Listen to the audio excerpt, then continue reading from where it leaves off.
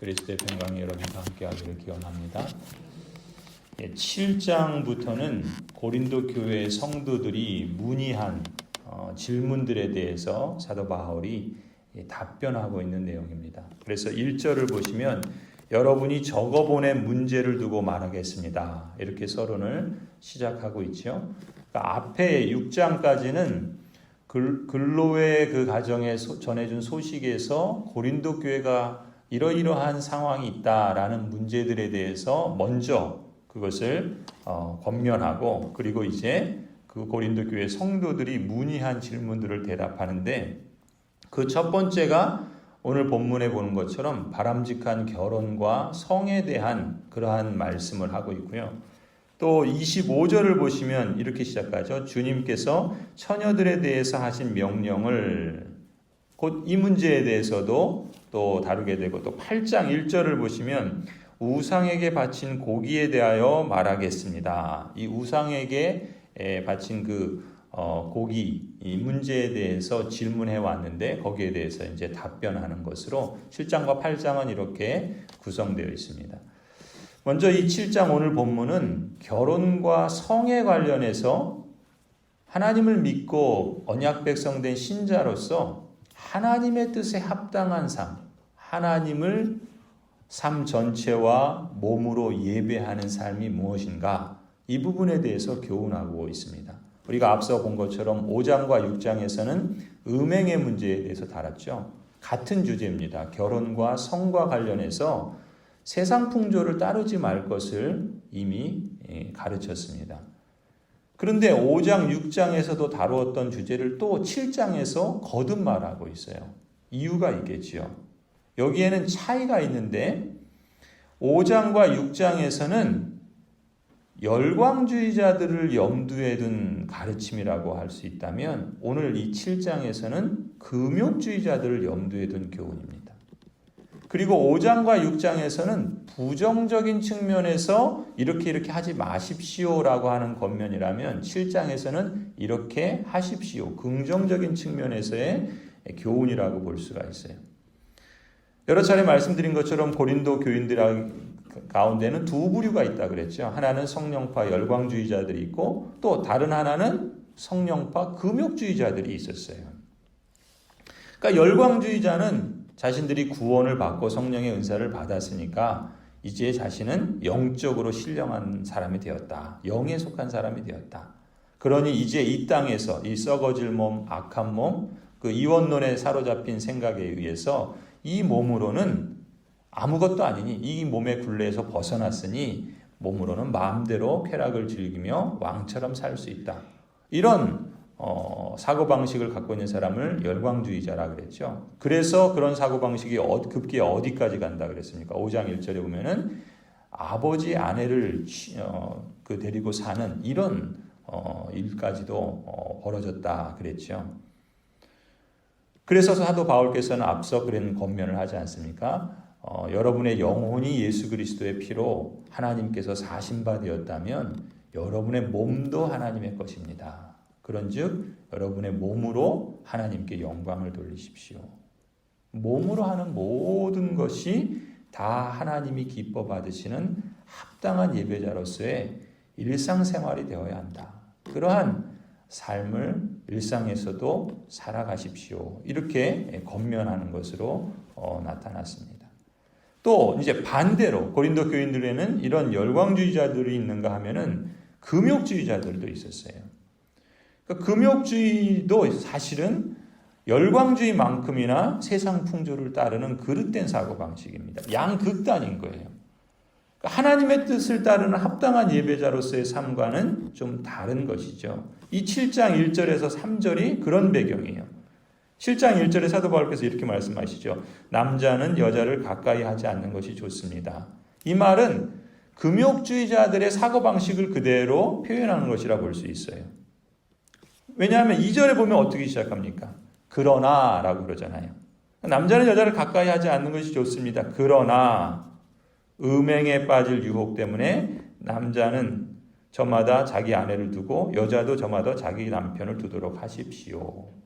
그러나 라는 말은 지금 금욕주의자들이 생각하는 바 그 내용이 합당하지 않다라는 뜻이고, 그러니까 이렇게 하는 것이 합당합니다라는 내용이 이제 그 뒤에 이어지는 거겠죠. 거기 이 3절에 보시면 뭐라 그럽니까? 남편은 아내에게 남편으로서의 의무를 다하고 아내도 그와 같이 남편에게 아내로서의 의무를 다하도록 하십시오. 남편과 아내가 의무가 있다라고 하는데 의무를 다하라라는 말이 무슨 뜻이겠습니까? 그것은 결혼 생활에 있어서 부부 생활에 충실하라라는 권면입니다.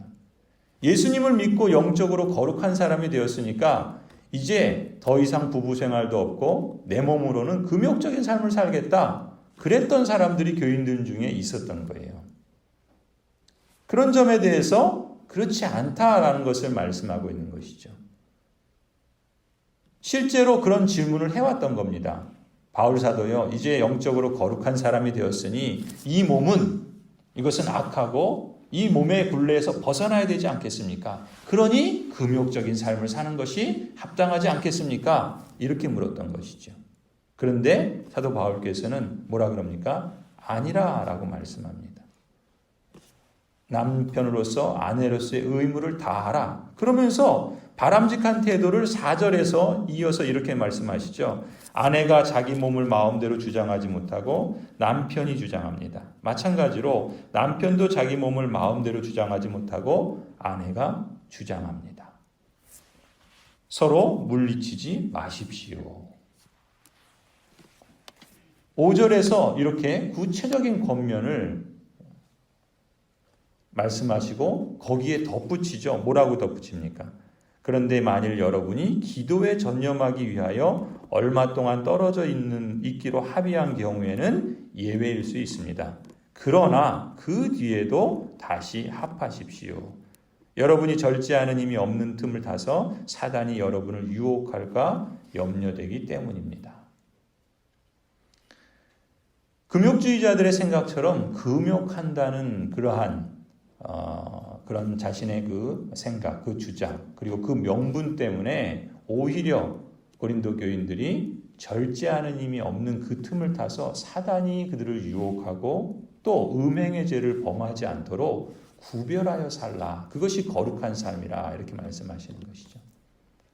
그리고 이러한 권면이 그저 사람의 명령이 아니라 삶 전체로 몸으로 합당하게 하나님을 예배하는 자로서 그렇게 하는 것이 좋다라고 교훈하고 있는 것입니다.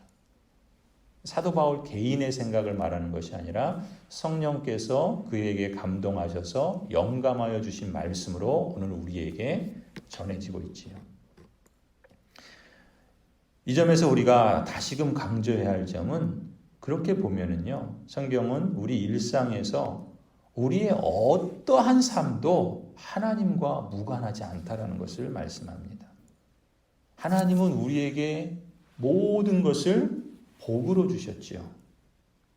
일상에서 몸으로 하는 모든 생활과 일이 그런 점에서 하나님을 하나님 대접해드리는, 우리식으로 표현하면 그것이 하나님을 예배하는 삶이다. 그렇게 이러한 인식을 우리가 갖는 것이 참 중요합니다. 내가 지금 예배하고 기도하고 말씀 보고 전도하고 교회 봉사를 하는 것, 영적인 일이고 거룩한 하나님께 구별된 일이지만 그것만큼이나 우리가 일상생활에서, 가정에서, 일터에서, 또 학교에서, 직장에서, 이 사회 속에서 하나님께서 우리 몸을 주셔서 이 땅을 살아가도록 하는 그 모든 몸의 활동, 영혼의 활동이 역시 하나님을 우리의 예배자로, 하나님을 우리의 창조주요, 또 섭리자요, 구속하실 분이요, 심판하실 자로서 예배하는 삶에 해당한다. 이 인식을 갖고 사는 것은 우리 일상과 또 우리의 종교 생활에 있어서 가장 중요한, 아주 중요한 그러한 교훈이라 볼 수 있습니다. 그런데 사실 우리는 이 하나님의 말씀만을 듣고 거기에 익숙하게 살아가지 않습니다. 이 세상은 특히 문화와 유행을 따라서 또 미디어를 통해서 우리를 끊임없이 세뇌시킵니다. 몸에 배도록 합니다. 그래서 이러한 시대 정신은 마치 코로나 바이러스처럼 우리가 생각하는 것보다 훨씬 전염력이 크고 오래 영향을 미칩니다. 그래서 우리가 예수님을 믿고 구원받았다는 것은 이제 내 영혼이 천국에 간다라는 것이 전부가 아니라 우리가 이 땅에서 살아가야 할 삶의 일상과 그 과정 속에서 우리에게 하나님이 맡기시는 사명과 책임이 있다는 것이죠. 그 사명과 책임의 일차적인 것이 무엇인가? 거룩한 언약 백성답게 구별하여 사는 것이죠.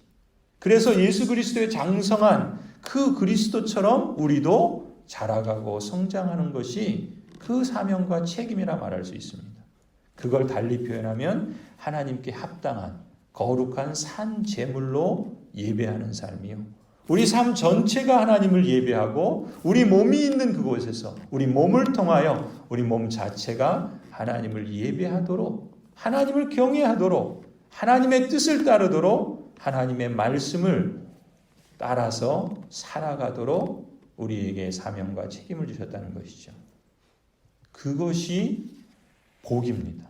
하나님의 말씀을 따라서 하나님을 예배하는 삶을 사는 자에게 하나님께서 기꺼이 복을 주시고 하나님의 그 생명의 통치 가운데 샬롬과 또 만족을 누리면서 살게 하신다는 것이죠. 하나님 나라의 시민으로 하나님의 다스림 가운데 사는 인생이 하나님의 형상으로 새롭게 되고 또 새롭게 된 사람이 더욱 새로워져서 이 땅 속에서도 이 시대를 거슬러서 하나님 나라에 걸맞는 삶과 진리의 옷을 새롭게 입는 것, 이것이 우리가 매일매일 일상에서 추구하고 있는 신앙의 내용과 훈련이 되어야 할 줄로 믿습니다.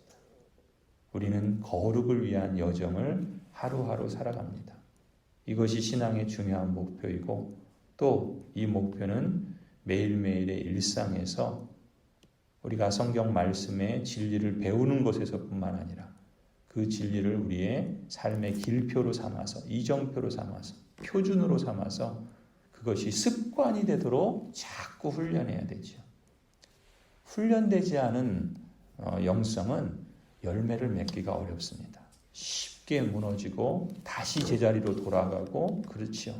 그런데 그것이 훈련으로 거듭되어질 때 때로는 시련을 당하면서 훈련하게 되고 때로는 기쁨을 누리면서 훈련하게 되고 그런 과정이 습관이 되도록 가다듬고 반복하고 실천을 거듭할 때 그래서 내 몸에 배도록 하기까지 계속 할 때 그렇게 이어지도록 힘써야 하는 것이죠.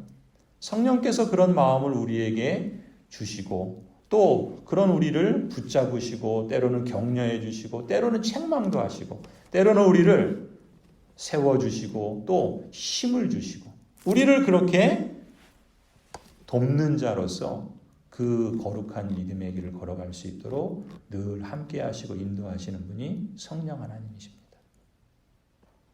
이것이 신앙생활이 곧 생활신앙이 되도록 우리가 힘써야 될 부분이라 할 수 있겠죠.